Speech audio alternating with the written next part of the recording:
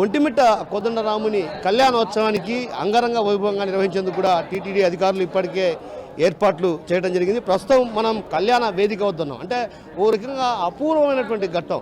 ప్రపంచవ్యాప్తంగా అన్ని చోట్ల శ్రీరామనవమి రోజే శ్రీరాముని కళ్యాణం జరిగితే కానీ ఇక్కడ మాత్రం ఈ కోదండరామని అంటే ఒంటిమిట్ట కోదండరామాలయంలో ప్రత్యేకించి పౌర్ణమి రోజున మనం చూస్తే ఎదురుగా ఉన్నటువంటి ఈ ప్రాంతం అంతా కూడా అంటే ఒక రకంగా చంద్రుడు వీక్షించే విధంగా ఈ కళ్యాణానికి అన్ని ఏర్పాట్లు టీటీడీ చేస్తుంది. ప్రస్తుతం మనం చూస్తున్నాం కళ్యాణ వేదిక వద్ద కూడా అంతా ముస్తాబవుతున్నటువంటి దాదాపు 12 టన్నుల పుష్పాలు అంటే వివిధ రకాల పుష్పాలతో కూడా ఇక్కడ అటు పూర్తి స్థాయిలో అటు ఏదైతే కళ్యాణ వేదికకు సంబంధించినటువంటి తంతంతా కూడా మరి కాసేపట్లో పూర్తి కానుంది. ఈ నేపథ్యంలో అటు భక్తులు కూడా పెద్ద ఎత్తున ఇక్కడికి తరలన్న ఆ నేపథ్యంలో కూడా భక్తులు ఎలాంటి అసౌకర్యానికి గురి కాకుండా మనం చూడొచ్చు. ముప్పక్క ఇది కళ్యాణ వేదికలో కూడా వివిధ రకాల పుష్పాలతో కూడా అక్కడ మండపాన్ని పూర్తిగా తీర్చిదిద్దుతున్న పరిస్థితి మనం చూడొచ్చు. ప్రధానంగా అంటే దాదాపు 12 టన్నులకు సంబంధించినటువంటి పుష్పాలను కూడా వివిధ రకాల పుష్పాలు అటు చెన్నై, ముంబై వంటి ప్రాంతాల నుంచి కూడా ఇక్కడ తీసుకురావడం జరిగింది. ఇదంతా కూడా ముస్తాబవుతున్న పరిస్థితి.